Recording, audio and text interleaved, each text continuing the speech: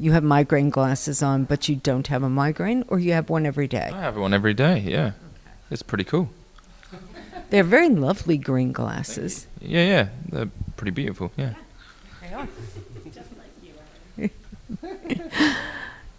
So, Till on Bones, how did that name come about? Till on Bones is it's a lyric from mine and Charlotte's previous band, Just Say Nay.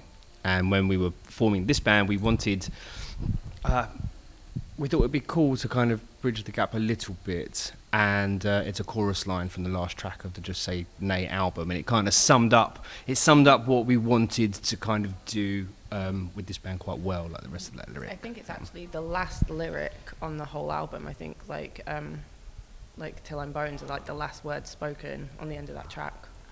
On the album, yeah. And there was never a second album, so it's kind of just, it felt nice to kind of just have that roll into the next thing, like another chapter, I suppose, if you want to be really, I don't know, emo about it, yeah. But it is very poetic. I like that it just, we ended here, last words spoken on the album, and now we have the new building from that. That's pretty cool. I like that. How long have you been going now? Around the pandemic you started, or? No, a little bit. It's only like a couple of years, isn't it? October 2021 Thanks, was my first rehearsal with you guys. There you go. Yeah. So that's when you got me, and then Gary was like a month later, I think. Yeah, so just a couple of years. Yeah, so it's everyone you see here. There's never been any other members we formed together, and yeah, it's I think in the grand scheme of things, it's been a short space of time for a band, but Callie's whole life, pretty much. Yes, I do it whole life. Yeah. Yeah, I was writing songs for this band when she was like a few weeks old. Like there's a video somewhere of you holding her asleep, and I'm kind of trying to write Disappointed, like in our bedroom. She's kind of like. Has having an infant in the house and that life-changing moment, has that impacted how you've written and what you've written and the style of music you've created? Lyrically, yes. I think there's a song out there somewhere that's about that in particular, like about her, that we're still working on, because the first iteration of that song didn't really work, so we're just kind of figuring it out. But yeah, for sure, I think it hasn't made me less of a angry at everything, how dare you wrong me kind of person. But yeah, I'd say so. Maybe it's maybe a little calmer in some ways. But soon you'll be the "How dare you harm my daughter," dad. That's what that song's about. Yeah, it's got that song. We're not even playing it today, but that song is kind of about imagining, like trying to imagine or willing to have that better world for our daughters, like in the future. It's kind of like me saying, like, it can be really, really scary out here, much more so because you were born female. So I'm going to try and make sure that it's okay for you in these ways as best I can. I love that. Thank you on behalf of all women Oh gosh, no. for your little part that you're doing. I don't want to. Talk about your daughter now. Okay. Now you guys have just put out a single, if I'm not mistaken, 2-3 days ago? Yep. Tell me all about it. Don't want to hear my voice all the time. So we've kind of had it in the bag for a little while. We try and get into the studio as and when, which is tricky around, work, kids, just general life. But we wanted to have something come out because we don't have that many tracks online. We only had 3. So this is the 4th song that we put up. But we wanted to have something that was coming out like sort of in line with MPF. So that we had something new, something fresh that people could get their hands on, like coming into this, and that people might know the words to some more of our songs, maybe when we're playing from the set. But yeah, it's called Golden Silence, and it's quite angry, isn't it? Yeah. That one. It's all you, angst. Yeah. Again, like I mentioned, Jack's upset. I'm going to write a song about you. Really drill it in, but yeah, we don't need to go into the too much detail of that at all. But yeah, it's an angry song. Yeah. And how did you guys all get together as a band? Obviously, you two had one band that finished, but how did you find the rest of the band? How did they find you? Well, Jack worked at the school that I worked at, and I just quit a band and was like, I need a band, and he was like, so do I. It was a match made in heaven. We started jamming out, and yeah, I'm still here. So Kismet. yeah, it was all good. Go ahead. I found, Beth kind of came to me because like we had over lockdown there was this amazing little I think it was a Facebook Messenger group that a lot of women in punk had kind of like brought together, and I was sort of talking about Till I'm Bones in there and saying like, we're looking for people. I was like, I don't want it to just be like me and a bunch of guys. And one friend in there was like, oh, my friend Beth, she's so lovely, you'll love her. And sort of I messaged you the same day, I think. Yeah. And yeah, the rest is history. Yeah, it's lovely. Well, because I became available because I'd left my old band and I'd had a pretty crappy time in that band. And so the day that I left, I remember I got a message from Cheryl saying, oh, I've got a friend based down south who's looking for a bass player. Want me to put you in touch? And yeah, and you messaged me that day, and then we went from there. Sent me the demos. And, yeah. Perfect timing. It was perfect timing. Incredible fate, because I love Till I'm Bones so much. I love being here with these people so much. No, you can tell that. I haven't seen you yet, but I have seen some video, and yeah, you guys just gel. It's really nice to see. So I am looking forward to seeing it for myself instead of just what I've found online. Do you want me to tell your story, or do you want to tell your story? That's the next one. Whole story? Yeah. My entire story? Yeah. You can tell my entire story. I like the sound of your voice. You're a great storyteller. Gary, I've known for 20 years. Me and Gary play in. We've had another band together for almost a decade. I think. 2016, I think we started. Yeah, getting on for a bit. Called Tail Block. And you should go and listen to Tail Block. Like, if you really don't like ska, like Gary, go listen to Tail Block. And there's some similarities there somewhere. But I like Charlotte and I wanted Gary to be in this band for how Gary plays guitar and the sweet tones. And I thought he wasn't going to do it. I thought he'd be like, I don't want to do that shit. But in the end, he messaged me, and I refused to message him and even ask him, and he just WhatsApped me one day. He's like, send me the demos. I was like, oh, okay. And here we are, I was lied to, basically. I was told I was coming into the studio to record a couple of songs, and now I'm still here, unfortunately, 2 years later. So, but yeah, it's fun. You can never leave. I know, right? I'm trying to bring ska down from the inside by playing less and less upstrokes. Are you being effective in bringing it down, though? I don't think so. It doesn't seem that way. The ska fans seem to like it. Especially like Pook saying, it's like, oh, the first thing Pook said to me was, you don't like ska. And I was like, he's like, that's great. And I was like, ah, damn it. It's not supposed to work. Yeah. But, yeah. Even if you have someone that doesn't particularly listen to the genre and you throw them into a ska punk band, they're not gonna play with the usual tropes and tricks from someone that knows that genre really well. Yeah. And what you end up with is Gary just playing like Gary, kind of makes the sound kind of unusual. Like it's ska, but oh wait, there's this kind of other kind of slant to it a little bit, and I think that's been really interesting to hear. I think it makes for interesting music when you have that. Yes, definitely, because it also broadens the appeal. Because when you get non-ska but ska, you pull in people who, like, I don't like ska. I'm one of those. But then I keep saying that, and then I keep finding bands. Wait a minute.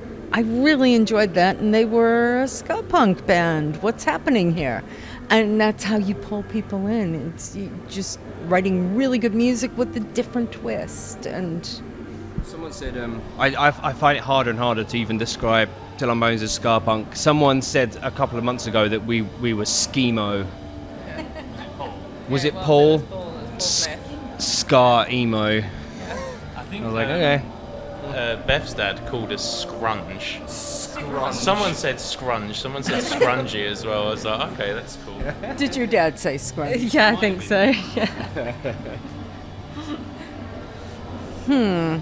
Scrunge, yeah, Someone's got to do it first. I said, oh yeah, schemo. Okay, we'll pioneer that genre, and then someone will come along and do it better, and we'll be forgotten about. And that's the trajectory, I think. But you'll be the pioneer.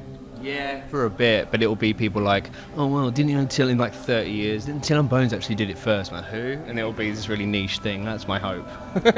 Well, that is a legacy to have, Yeah. I think. There's going to be loads of angry commenters saying, oh, there's actually another emo ska band from somewhere you've never heard of. You guys are posers. Yeah, exactly. Always seems to go that way. The originators are called the posers. Do you have a new genre name you want to give it? Nah. I just hit things, man. It's all good. Works. Sometimes in time. I don't know. Just sometimes. Yeah, just sometimes. Yeah. Every gig, something will be different. Wait a minute, that was supposed to be like that speed and now it's not. Don't get me excited. Like, It doesn't take a lot. no, well, there we go. You can tell Aaron's moved by the speed of our set. All right, is it a good mood and fast or a bad mood and fast? Depends, doesn't it? Depends the kind of fast as well. Yeah, bad mood fast and good mood fast are different, I think. Yeah, Right? that's very true. That is very true. So what's next? You've got your single. Anything else coming? We're going on tour.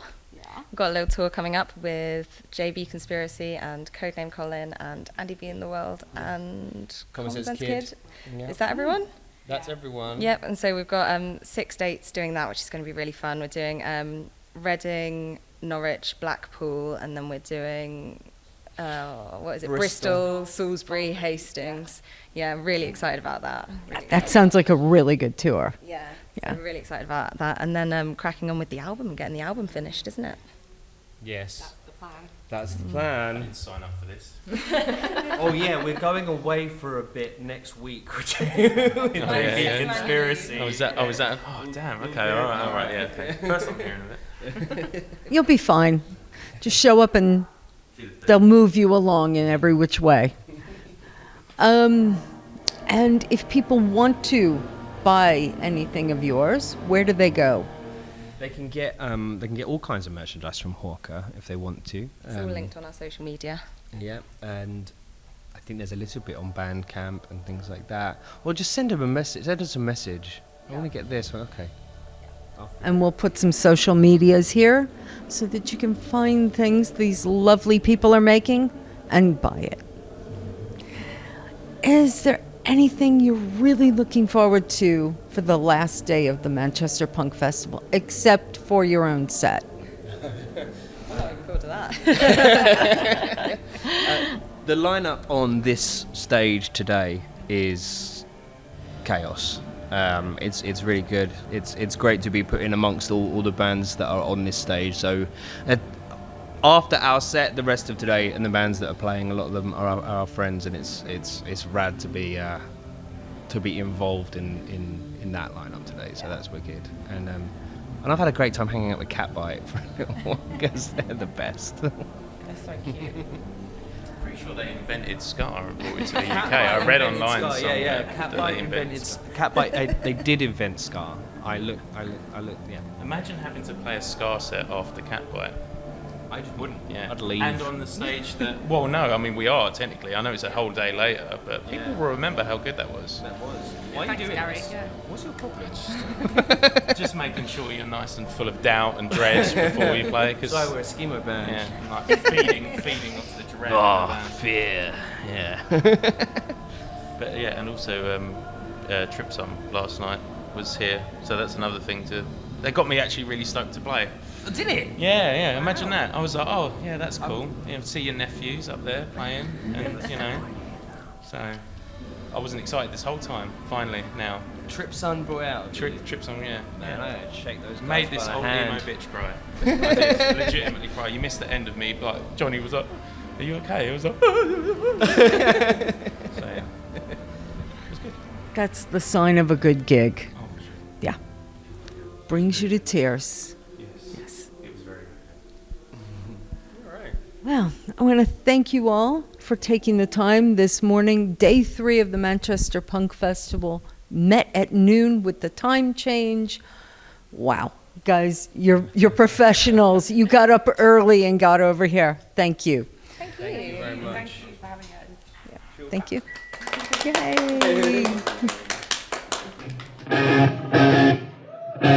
That's a lie in this case. I want to bite with all of you. Sing if you know.